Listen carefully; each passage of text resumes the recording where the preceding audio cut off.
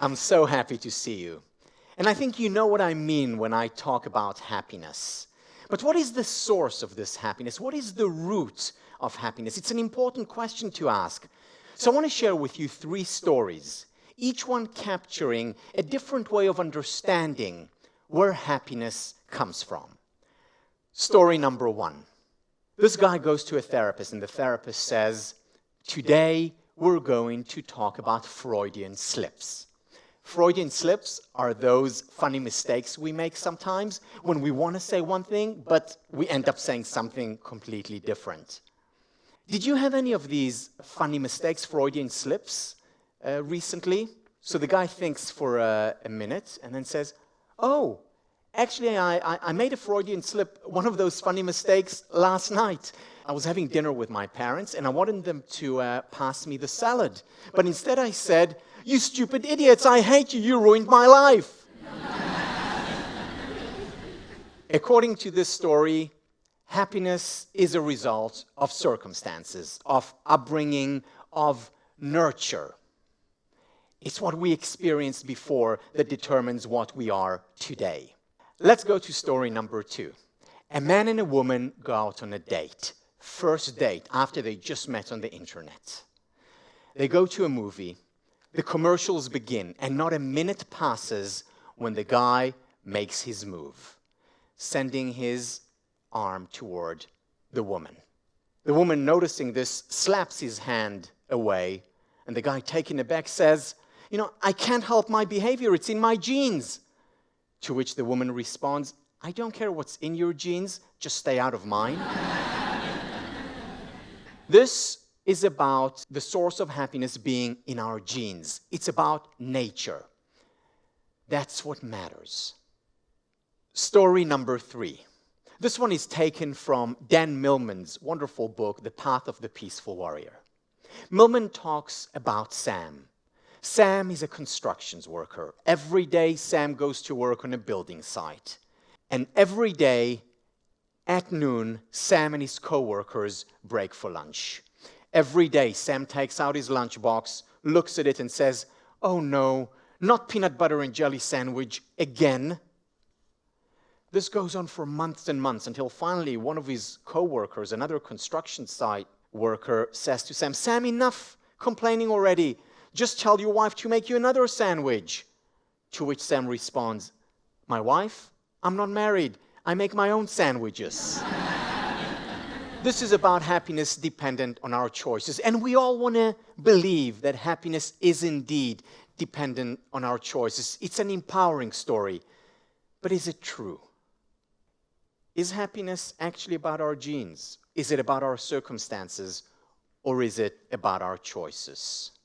Because if it is only about our circumstances, well, then we need to just focus on education and parenting. If it is just about our genes, well, then we need to focus on medication, on biology and chemistry.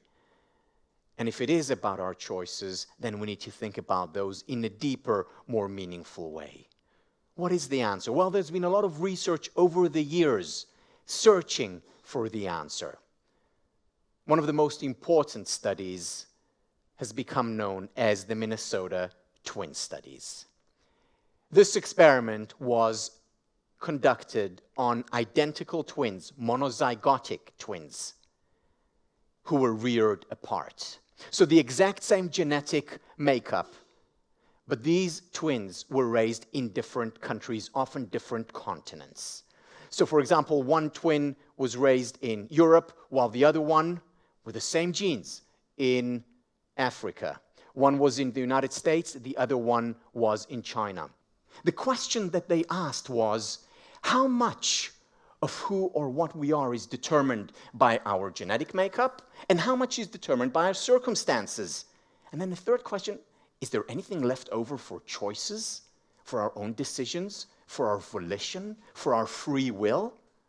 Because we know people who just seem to have been born cheerful. They're happy all the time, no matter what happens to them. On the other hand, there are people where very good things happen to them, and yet they are unhappy, not cheerful, sad, anxious.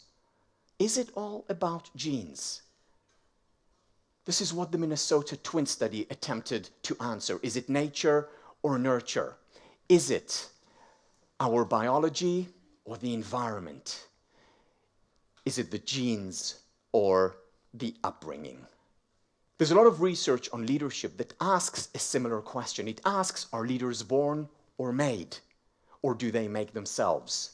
The exact same thing we can ask about happiness. Are happy people born? Are happy people made? Or do they make themselves? So let's look at some examples from the Minnesota twin studies. Remember, these are twins reared apart, the exact same genetic makeup, who met when they were around 40 years old. So let's take one set of twins. They didn't know about the existence of the other.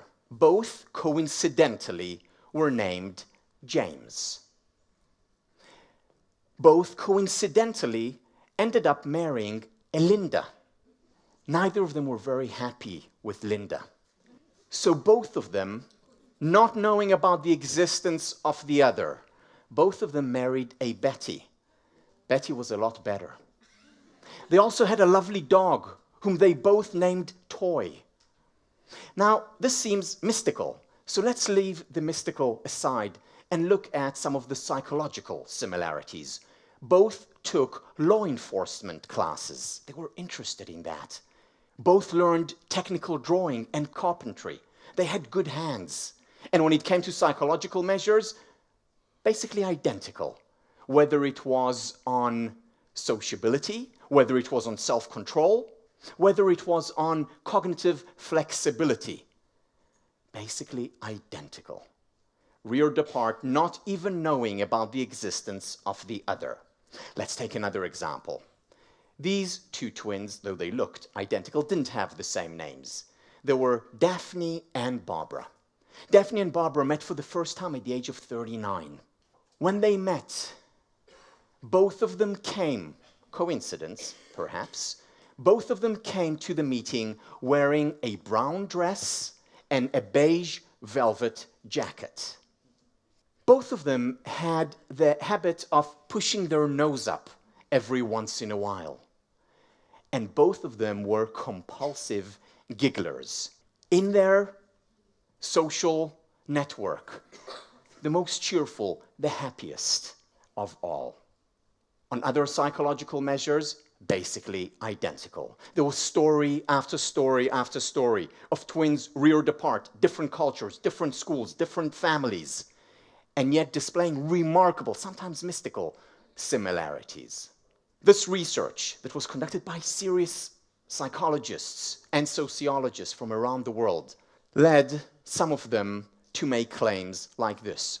It may be that trying to be happier is as futile as trying to be taller and is therefore counterproductive. In other words, it's all about your genes. The stamp that you get when you get out into this world, it stays with you for the rest of your life. This line, as it is, was taken and brought to popular media. The New York Times wrote about this, about how genes determine everything, essentially. That we can't really change our levels of happiness, and if we try to do that, well, it's a waste of your time. You'll just be more frustrated. That's all. Just like you would be frustrated if you try to change your height. There were different reactions when this study came out, and again, made a huge splash in popular media as well. Huge reactions to it. Basically can be divided into two camps. The first camp, the first reaction was a sense of relief. Because, you know, this came out in 1996, and in the 80s, 90s, certainly today, the self-help movement is thriving. And much of the message from the self-help movement or the New Age movement is, you can do anything. Everything is up to you. If you want to make a difference in your life, if you want to be happy, well, it's just up to you, which also means if I'm not happy, it's my fault.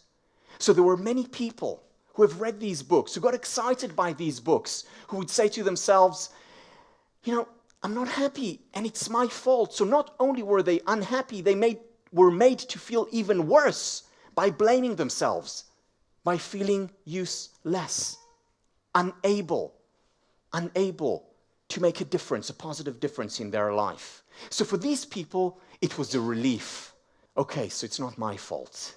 And they would say something like, I no longer have to engage in this futile battle to become happier, nor do I need to feel guilty about doing nothing.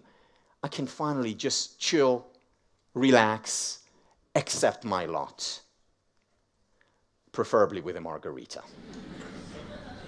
Accepting this, that this is my lot, means that what is left, if we want to change our levels of well-being, is to change our chemistry, our biology, through medication, perhaps. It's all about our genes, after all. There was another reaction beyond relief, and that is resignation, being hopeless and helpless. Because if I'm not happy now, what can I do? There's nothing I can do. I may have been unhappy for the last 10 years, but at least I had some hope. I thought I could make a difference. But now I can't. I feel helpless, hopeless. And it led many people to say something like, that's it? And there is nothing I can do to become happier? I need a margarita. Which one is true, though? Which one is correct?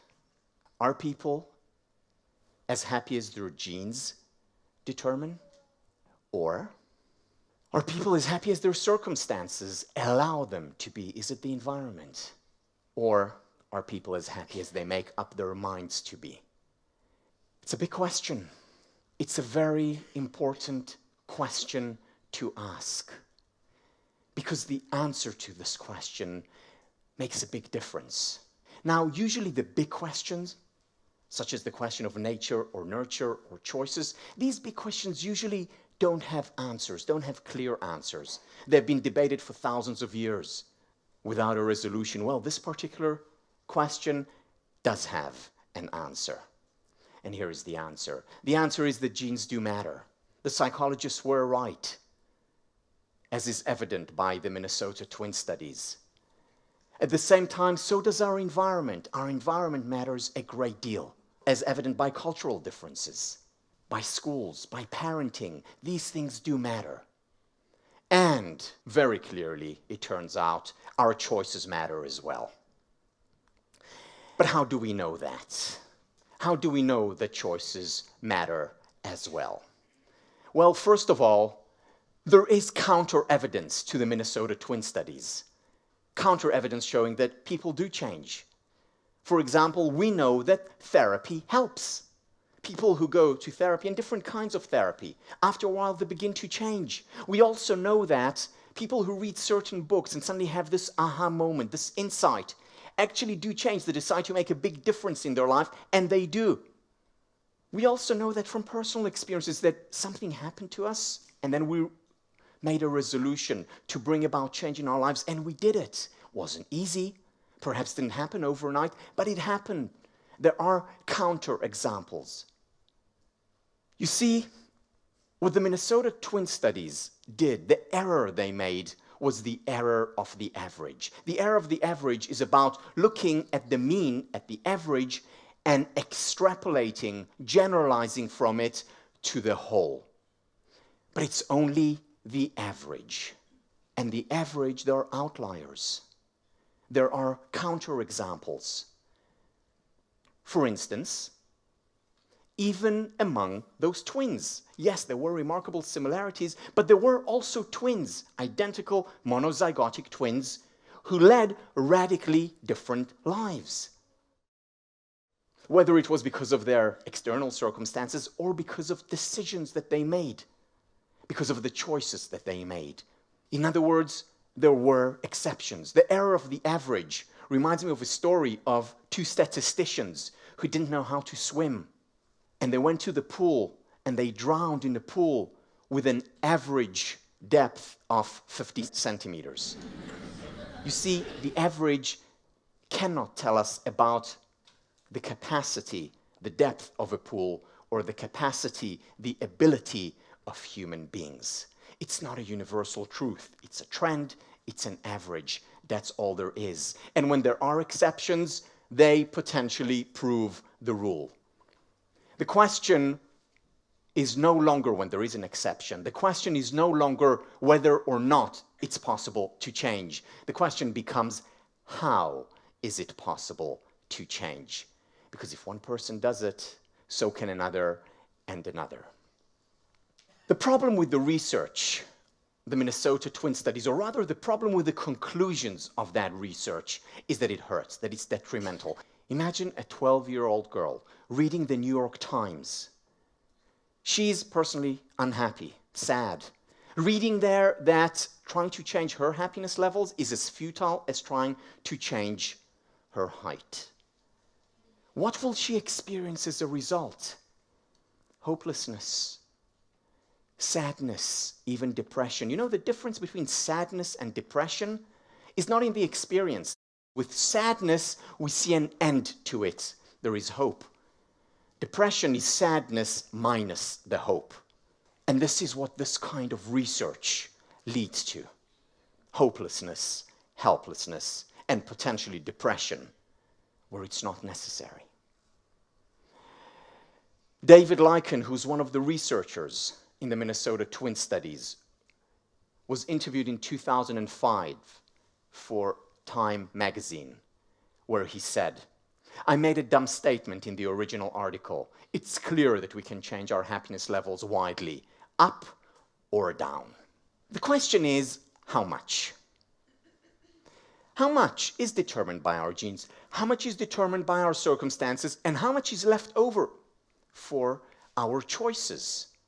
Is it a lot? Is it a little? And aren't our choices also determined by how we were raised, where we were raised, and by our genetic makeup? And the answer is yes, absolutely. But what psychologists did over the years with serious, rigorous research and analysis was they tried to pull apart, to tease out the impact of each of these three components. And here is the conclusion that they came to. I want to share with you research done by Sonia Lubimirsky and Ken Sheldon, as well as others who contributed, who show that the pie of happiness is divided in the following way. About 50%, about half of our levels of happiness is determined by our genes. Now, this is average. There are people for whom genes affect much more than 50%. People with certain dispositions, maybe a very negative disposition, and it affects their happiness levels or their unhappiness by much more than 50%. Or people with very cheerful dispositions, for whom genes matter more than 50%, but on average, 50%. Then 10% of the source of happiness resides with external circumstances, environment, where we were raised, how much money we have, the weather. Now, this is on average. There are, of course, external circumstances that impact our levels of well-being by much more than 10%. I mean, think, for example, people who live in dire poverty. Of course, their happiness levels are going to be impacted by more than 10%. Or people living in a war zone. Or women living in places where they're oppressed. But on average, if we have our basic needs met, basic needs in terms of material needs, basic needs in terms of safety and freedom, then on average, external circumstances matter only 10%. Not a lot. There are 40% remaining. These 40% are about our choices. Small choices and large choices. Choices that we make at different times in our lives. Choices that we make every minute in our lives. And I want to share with you some of these choices. What Happier TV is all about is highlighting, helping you become more mindful of these choices so that you can make better ones. Because you know, the 40% of choices, that's also average. And if you're mindful, if you're aware that you have these choices, you'll make much better choices, and it will impact you by more than the 40% average. So here are examples of the choices that we make. Big choices are, what work do I pursue? We spend most of our waking hours at work. Do we choose work that is important for us, that is significant for us, that is meaningful? Or do we do something that is determined by extrinsic, external forces, what I think I should do, or what others think I should do? But it's not just the kind of work that we choose, it's also what we choose to focus on when we're at work. Because as a teacher, for example, I can choose to focus on the fact that I have to discipline all the time, or I can choose to primarily, not only, but primarily focus on the privilege that I have to cultivate the young minds and make a difference in the world. So what work do I choose matters a great deal. What I choose to focus in my work matters a great deal. Who do I share my life with? Another big choice. Who do I share my life with? In terms of my partner, also in terms of my friends. Do I choose to share my life with the time, with friends, with people who are positive and uplifting? That has a huge impact on our levels of well-being, because emotions are contagious. Other choices, perhaps smaller choices. What do I do with my discretionary income? So if I have additional income, something that I don't need for my basic needs, because the basic needs matter a great deal, what do I do with my discretionary income? For example, do I choose to go on a vacation, or do I choose to upgrade my car? Do I choose experiences, or do I choose things? Most people think that buying things will make them happier because that thing will last for a long time. It turns out that actually buying experiences is a better choice, not just for short-term happiness, also for long-term happiness. So going on that family vacation, going for that meal with friends, ends up contributing more to our levels of happiness, being a better choice for us. Also, helping other people, donating money, volunteering, contributes a great deal to our well-being. In fact, much more so in the long term than going on a shopping spree that leads us to a shopper's high, but it doesn't last. Am I grateful? Am I thankful for what I have right now? Or do I take my life for granted? Because I may have all the wonderful, amazing, terrific things and take them for granted, and then I derive no happiness from them. Or I may have very little and derive a great deal of joy from the little that I have. Do I appreciate what I have? That to a great extent determines my overall levels of happiness. Here is a choice that we have with every encounter, whether at work, whether it's with the kids or with my partner. At every moment, with every encounter, we have a choice of what energy we bring. Do we bring negative energy or positive energy? Do we bring boredom or excitement? How do we respond to what our partner tells us when they come back home from work? That turns out to make a big difference in the quality of relationships. And that turns out to make a big difference in the quality of our days. Because one positive reaction to something that someone says leads to a positive reaction from them, and then it leads to an upward spiral. And it can literally color our entire day. And our life is made up of moments and days. How do I interpret failure? Do I see failure at work, on a test, on a date? Do I see failure as the end of the road, as a disaster, as a catastrophe, as something which is permanent and pervasive in my life? Or do I say to myself, well, this is just temporary. This is just specific. This too shall pass. Well, it turns out that this interpretation makes a big difference, not just to how well we live, but also to how long we live. People with a more positive interpretation style actually live longer. And this is something that we can learn. Yes, some people are born with a certain disposition to interpret failure or success in a particular way. And yet we can learn that style of interpretation, and that can make a big difference in the quality as well as the quantity of our life. Do I act with generosity and kindness? One of the best ways to raise levels of well-being is to contribute to others, to help others. You know, my favorite word in Hebrew is the word natan, which is to give. Natan is a palindrome. A palindrome is a number that you read in the same way from both sides. It's not a coincidence that this word is a palindrome, because to give is to receive. People who give are not just happier, they're also more resilient. They're stronger, their self-esteem is increased, not to mention the fact that they cultivate, that they create better relationships. Sonia Lubimirsky has shown that people who introduce 5 additional acts of kindness a week significantly increase their overall levels of happiness. It doesn't have to be big things, it can be small things, but those small things can make a big difference. And finally, another choice. How do I carry myself? How do I sit or stand?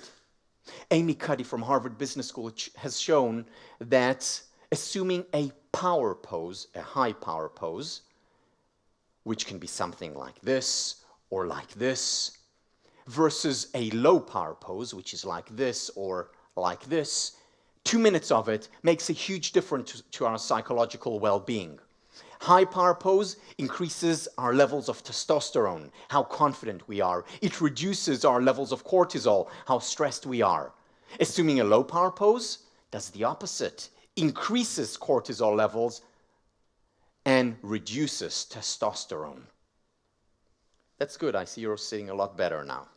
You'll feel better another 1 minute and 50 seconds.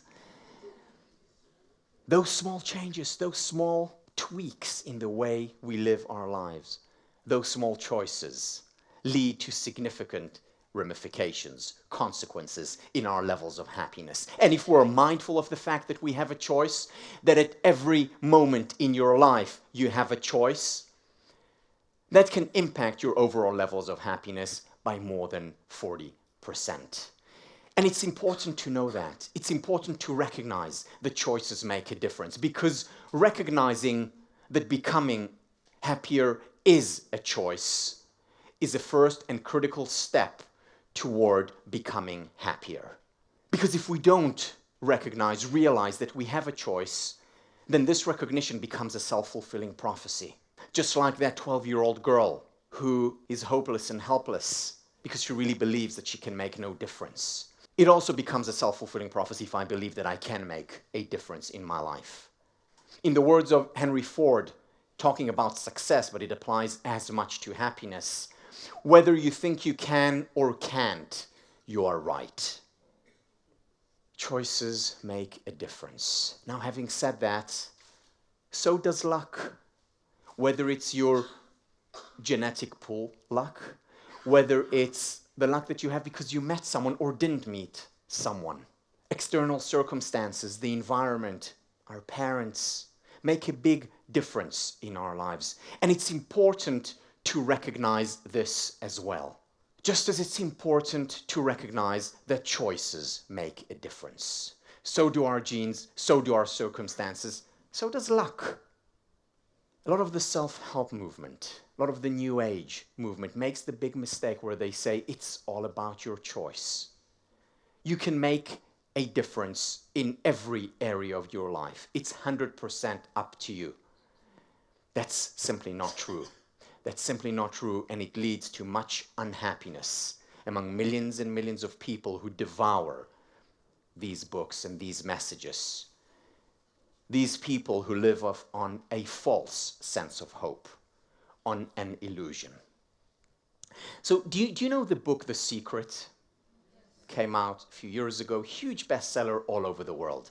So ever since The Secret came out, many people have come up to me and said, Tal, so tell me, what is the secret to happiness? And I say to them, come on. The secret to happiness? What do you take me for, some New Age self-help guy? I'm an academic. I'm serious. There's no secret to happiness. There are 3 secrets to happiness.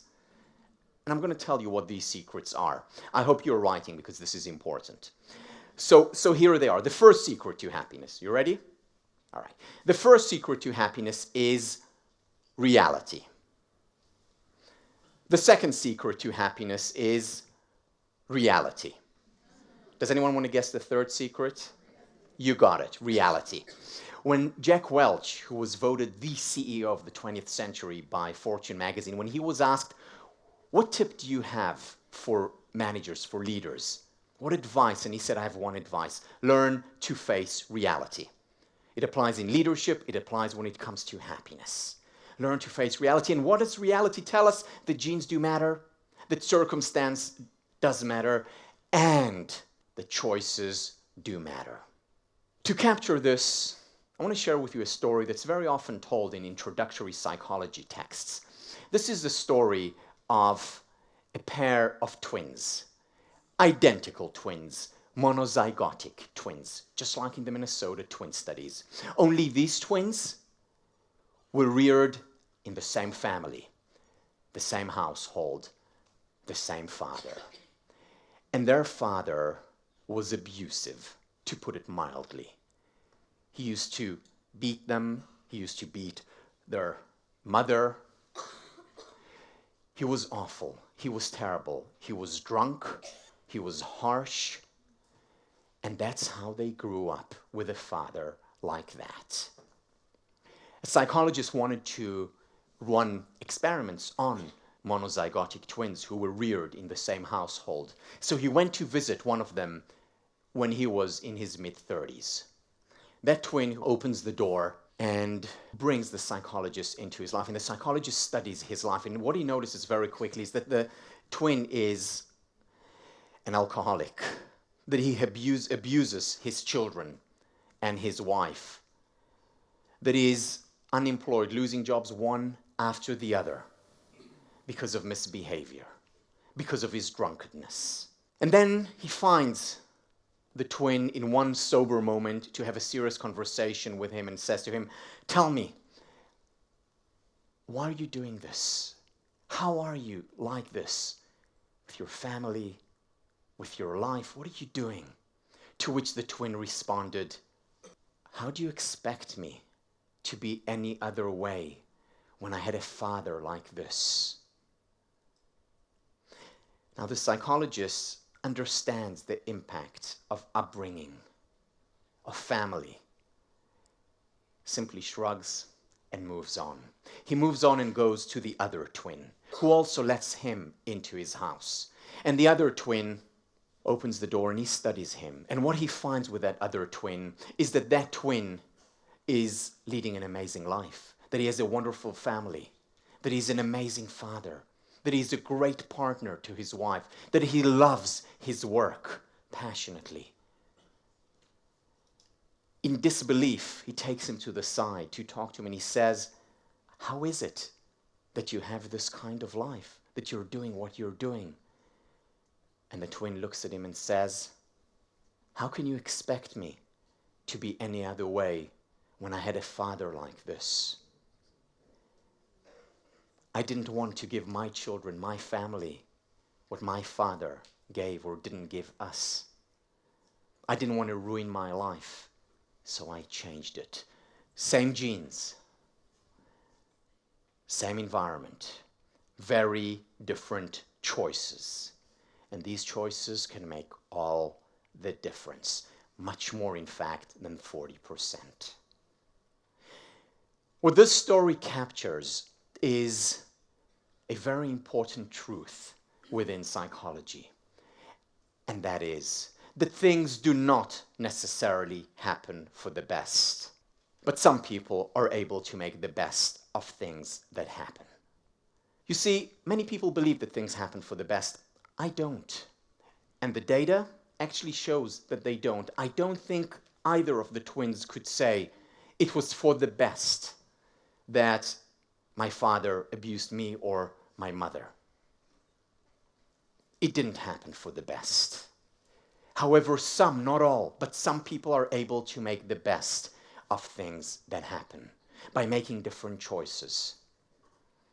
There's a lot of research on that.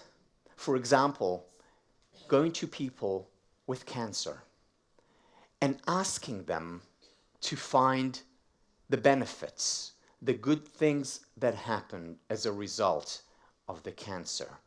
Again, not telling them, and no one there thinks that the cancer happened for the best. But they can still find good things that came out of it. Things such as, well, we're closer to our family than we've ever been before. Or some people say, well, I just realize now how strong I am. I didn't know that. What I'm capable of. Or some people say, well, I really appreciate life a lot more now than I did before.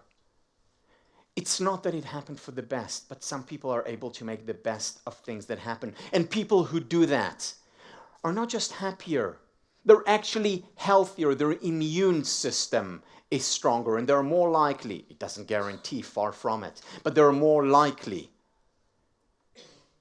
to get better. The choices that we make a big difference.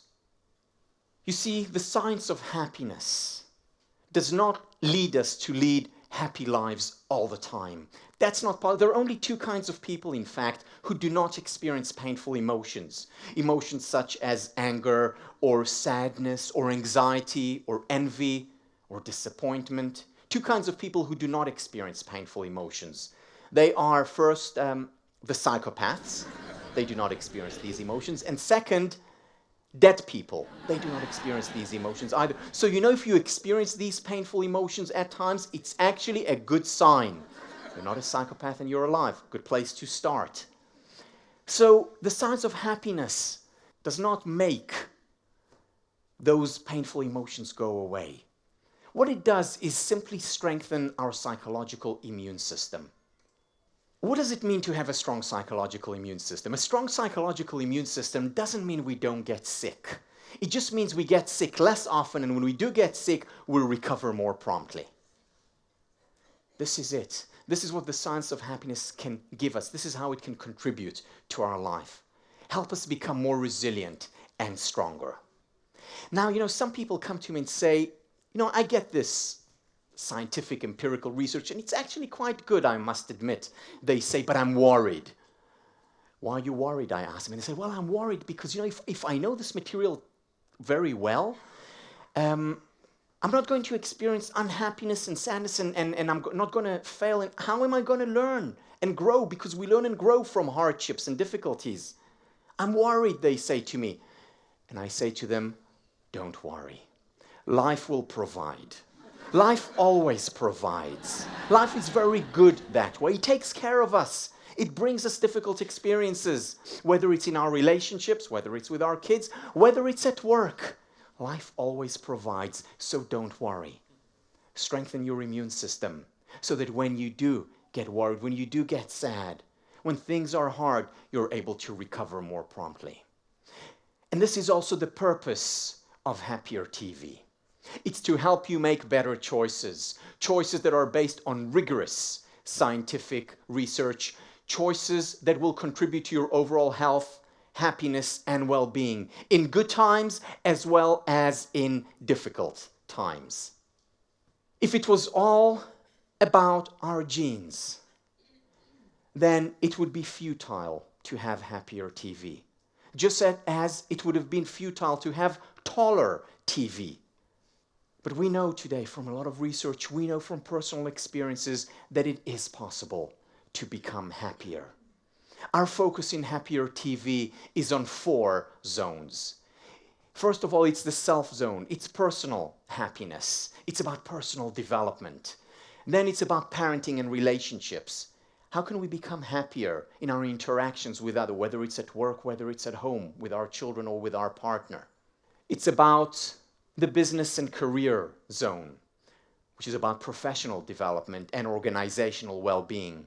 And finally, it's about health, the mind-body connection and their interaction. And within each one of these zones, what you will find are choices, big choices and small choices, but all choices that can change your life for the better, all choices that can help you thrive and flourish and fulfill your potential for the ultimate currency, the currency of happiness. Thank you.